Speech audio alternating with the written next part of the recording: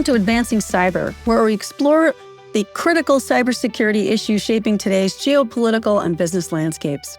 I'm Kristen Flynn Goodwin, a cybersecurity law and incident response expert.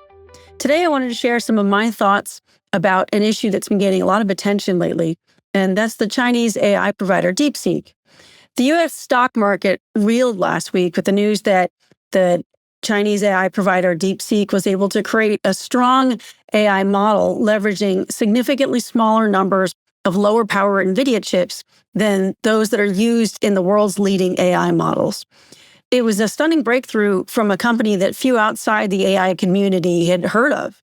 And it showed that there may be cheaper ways to get good enough results rather than the more expensive and energy-intensive resource hogs that are currently driving the AI market today. But it's important to remember why good enough doesn't count for security.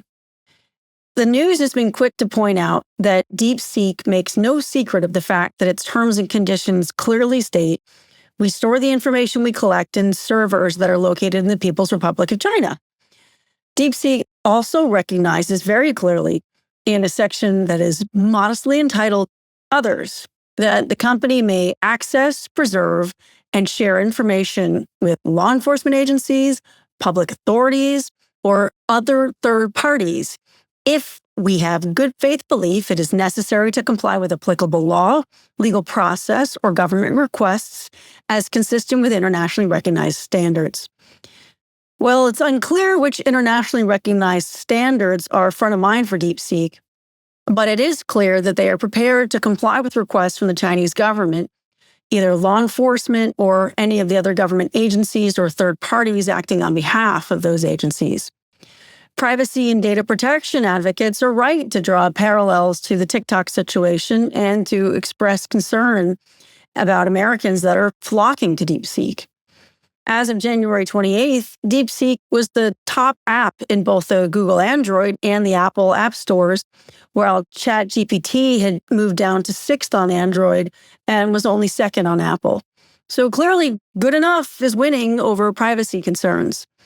It appears that most consumers are not concerned about the fact that DeepSeek is owned and operated by Guangzhou DeepSeek Artificial Intelligence Company Limited, Beijing DeepSeek Artificial Intelligence Company Limited, and their affiliates.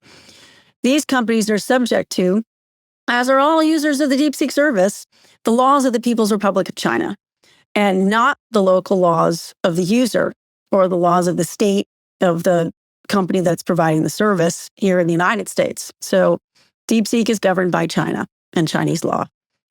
From a quality perspective, whether DeepSeek is good enough seems to be a pretty hot debate.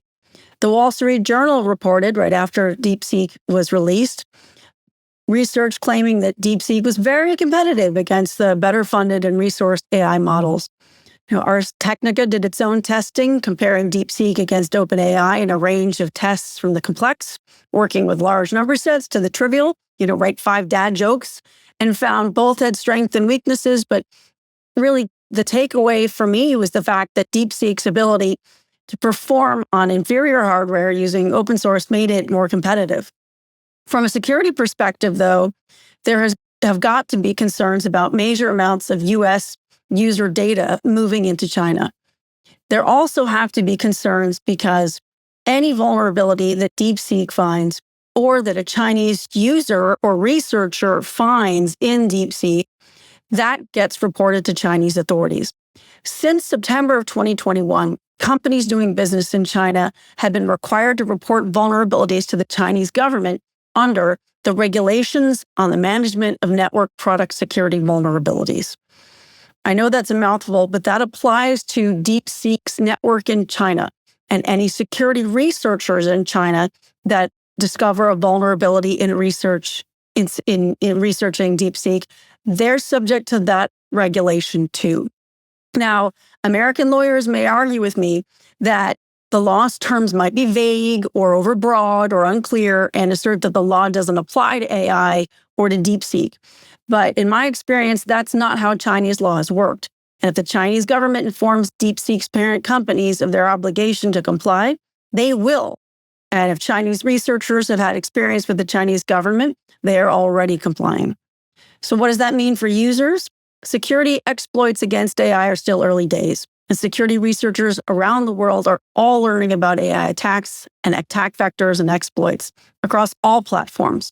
These will be hot topics at security conferences this summer and for years to come.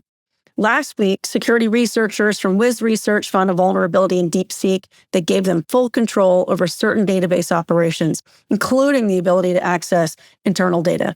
That included over 1 million lines of log streams that had chat history, secret keys, backend details, and lots of other sensitive information. This week, security research firm Qualys published its analysis of DeepSeek and found that the company failed 61% of the tests that Qualys ran, with 891 assessments across 16 different categories in its knowledge base.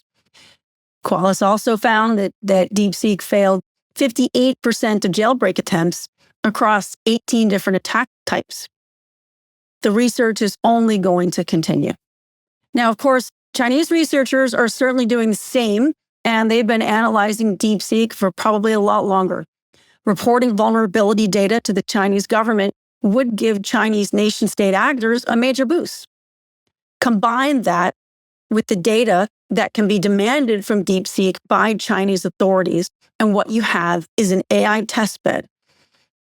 It's got live vulnerabilities and active users, particularly with US users from outside China. The fact that Chinese authorities can compel DeepSeek to provide access to user data under its privacy policy and then potentially exploit or experiment on that data further with knowledge gained through security exploits should make every user think twice before downloading. The sad reality is that most users won't. The lowest cost most often wins, and good enough usually prevails. Mark Andreessen said that DeepSeek was AI's Sputnik moment. And I think he's probably right. DeepSeek is the first AI model from China to gain headlines. There will be others. The US tech sector needs to create a good enough AI model that's cheaper, faster, and better than what we're already seeing for the majority of US customers. And they've got to do it quickly. At the same time, the US government needs to move quickly to protect consumers and small businesses from sharing deep and personal data with China and opening up hundreds of millions of devices to risk before it's too late. Thanks for listening and thanks for watching. I'm Kristen Flynn Goodwin for Advancing Cyber, reminding everyone to join the security community, patch your devices, and turn on MFA. You can find Advancing Cyber podcast on Spotify and on Apple Podcasts. You can also find us on the web at www.advancingcyber.com. Thanks very much.